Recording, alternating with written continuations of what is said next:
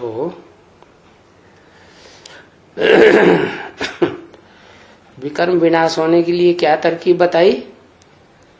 आत्मा और supreme soul, वो आत्मा जिस मनुष्य सृष्टि के सुप्रीम मनुष्य में प्रवेश करती है, जो इस सृष्टि रूपी रंगमंच पर ऑलराउंड पार्टधारी है, हीरो पार्टधारी है, उस स्वरूप को याद करना। माने साकार में निराकार को याद करना, तो विकर्म विनाश होने। तो इस बात को ध्यान में रखना चाहिए, कितनी अपने ऊपर खबरदारी रखनी चाहिए कि ऐसे स्वरूप को याद न करने से माया समझ जाती है क्या कि अब ये हमारे पकड़ में आ जाएगा क्या, या अकेली देह को याद किया तो भी पकड़ में आ जाएगा, और अकेले आत्मा को याद किया तो टिक नहीं पाएगा। क्यों?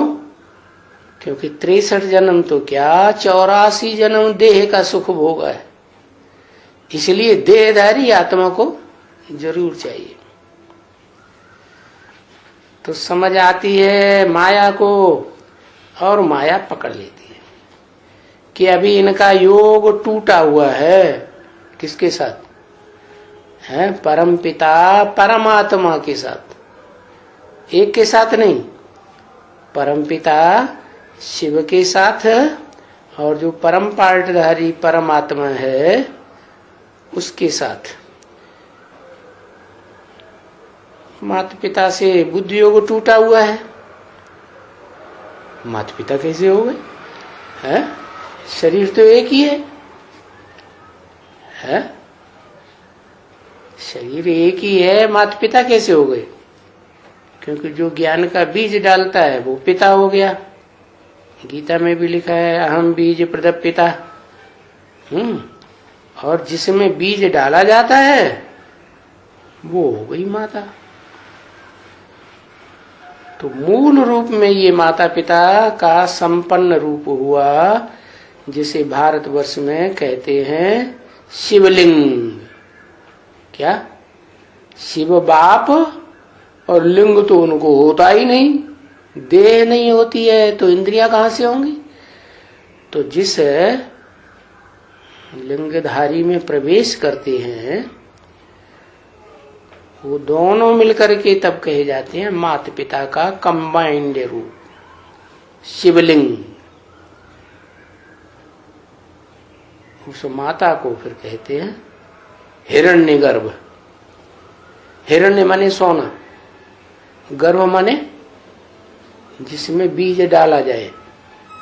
तो वो जो शरीरधारी व्यक्तित्व है वो शरीर हो गया हिरण्यगर्भ।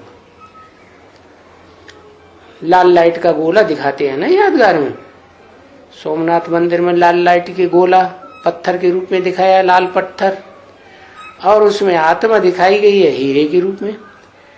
तो हीरा कोई शिव नहीं है, क्योंकि शिव हीरा थोड़े ही है, न हीरा है, न मोती है, न पन्ना है, न माणिक है।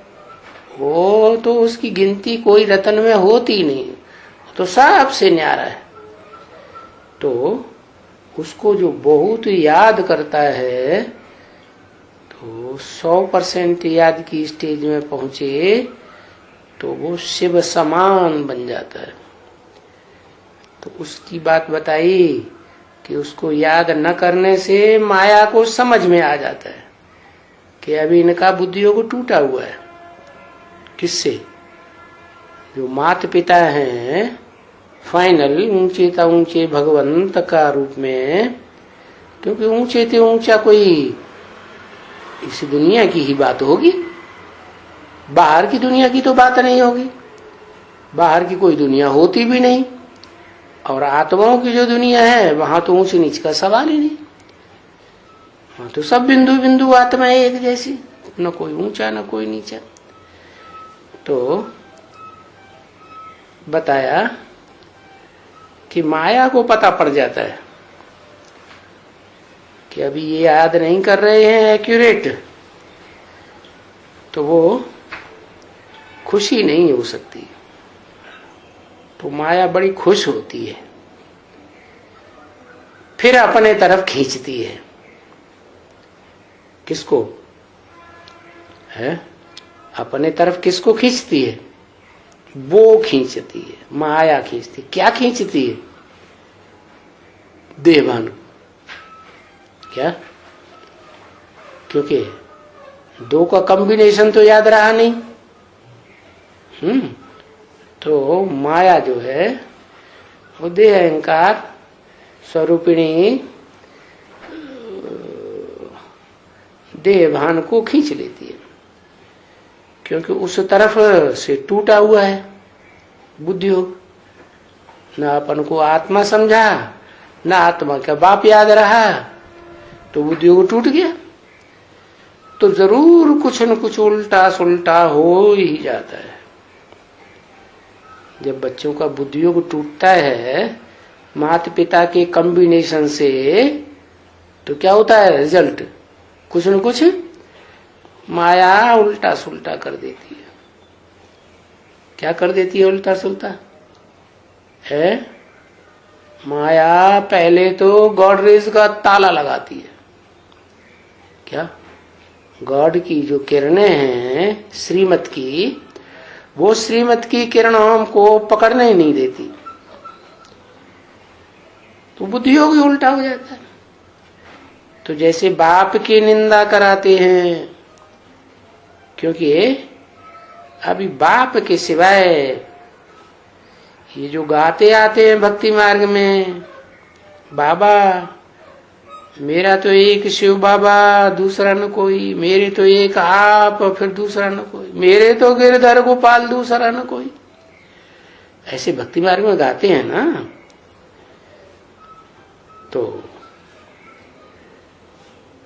जब दूसरा कोई नहीं है तो दूसरे को अगर याद किया तो इसका मतलब दोष लग गया ना, पाप लग गया।